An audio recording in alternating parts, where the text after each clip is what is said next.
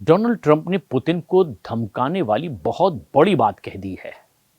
अपने 9 महीने के कार्यकाल में ट्रंप ने वो गलती की जिसने पुतिन का गुस्सा मिसाइल की रफ्तार से बुलंदियों पर पहुंचा दिया।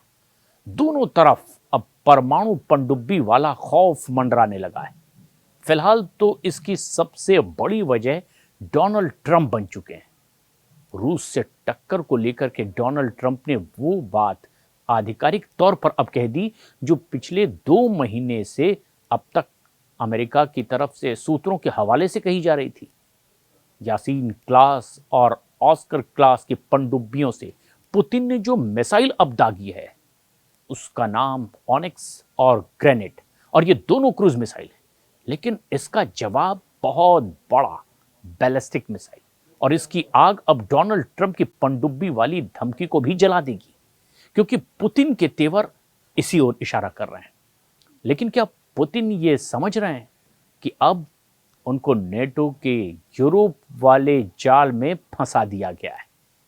यूक्रेन के बाद पुतिन पोलैंड, रोमानिया, एस्टोनिया और डेनमार्क को लेकर के भी अब आक्रामक हो चुके हैं। लेकिन असली खेल तो डोनाल्ड ट्रंप खेल रहे हैं।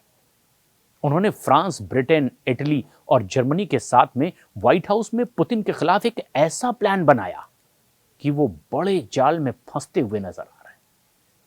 पुतिन के खिलाफ एक बड़ा मोर्चा यूरोप का नेटो और उनका पश्चिमी बॉर्डर, और उनके सामने बाल्टिक देशों के अलावा पोलैंड, रोमानिया और बाकी के यूरोप का भी फ्रंट खुला है। ऐसे में जाहिर है कि 3.5 साल के युद्ध में पुतिन ने जितनी ताकत यूक्रेन में लगाई है उससे कई गुना ज्यादा ताकत नेटो से लड़ने में अब लगानी पड़ेगी, और उससे भी ज्यादा हथियार उन्हें अमेरिका से मुकाबले के लिए अब आगे चाहिए होंगे। ऐसे में पुतिन को डराने के लिए डोनाल्ड ट्रंप ने रूस के सामने पनडुब्बी तैनात करके अपना एजेंडा भी जाहिर कर दिया है। ट्रंप बार बार बता रहे हैं कि उनके पास ऐसे हथियार हैं जिसका मुकाबला ना रूस कर सकता है ना चीन कर सकता है। डोनाल्ड ट्रंप ने अगस्त के महीने में ही रूस से बढ़ते तनाव को लेकर के 2 परमाणु पनडुब्बी रूस के करीब तैनात करने के आदेश दे दिए, और ट्रंप ने अब रूस के पूर्व राष्ट्रपति और रूस के सुरक्षा परिषद के उप प्रमुख दिमित्री मेदवेदेव के एक बयान पर कह दिया, अमेरिका रूस के परमाणु खतरों का जवाब देने के लिए पूरी तरह तैयार है। मैंने रूस के नजदीक 2 न्यूक्लियर पनडुब्बियों को तैनात करने का आदेश दे दिया है ताकि भड़काऊ बयान सिर्फ बयानबाजी तक ही सीमित रहे।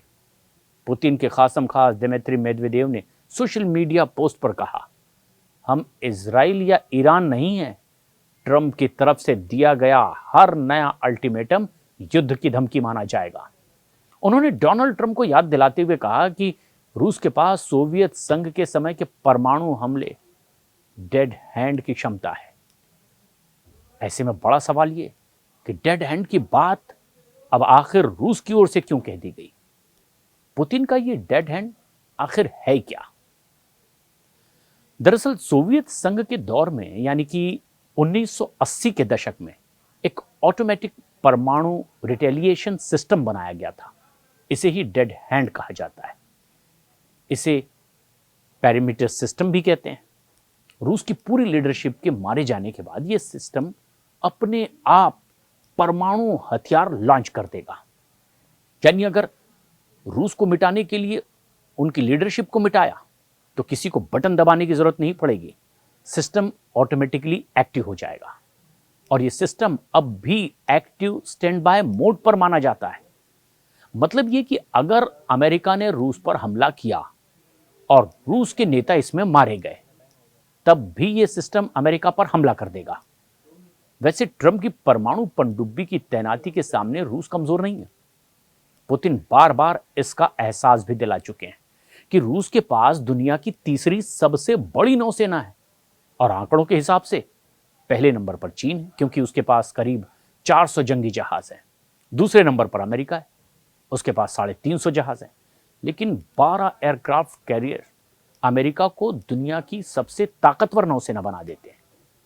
वहीं रूस जिसके पास 300 जहाज हैं लेकिन उसकी 60 पनडुब्बियां और बड़े बड़े मिसाइल क्रूजर अमेरिका को लगातार चुनौती भी देते रहते हैं, और इसीलिए परमाणु पनडुब्बी तैनात करना ट्रंप की बहुत बड़ी गलती भी साबित हो सकती है।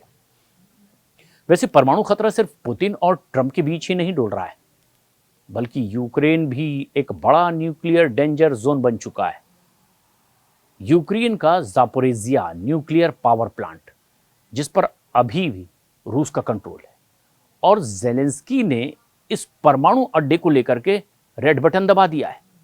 जेलेंस्की का दावा यह है कि जापोरेजिया फ्रंट पर रूस के हमलों की वजह से अब यह परमाणु अड्डा खतरे में पड़ गया है, क्योंकि इस रिएक्टर को ठंडा रखने के लिए बिजली की सप्लाई बाधित हो रही है, और अगर ऐसा जारी रहा तो फिर जापोरेजिया में बड़ी परमाणु त्रासदी आ सकती है। उधर पुतिन ने यूक्रेन पर हमला करके बता दिया कि अब वो नेटो तोड़ युद्ध की शुरुआत कर चुके हैं।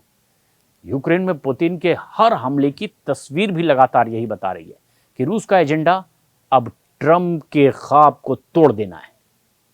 चौथे साल में चल रहा है ये युद्ध। पुतिन अब यूक्रेन को आगे बिल्कुल भी बख्शने के मूड में दिखाई नहीं देते। हर हमले के साथ उनकी फायर पावर लगातार बढ़ती चली जा रही है, और यूक्रेन में अब तक के 12,000 से ज्यादा लोगों का खून बह चुका है। यूक्रेन के हर बड़े शहर को पुतिन ने अपने निशाने पर लिया, मिसाइल और कामिकाज़े ड्रोन से दहलाया। उन्हें रोकना अब जेलेंस्की और नेटो दोनों के बस से बाहर हो चुका है, लेकिन अब ये एक बड़ा खतरा पूरी दुनिया पर मंडरा रहा है।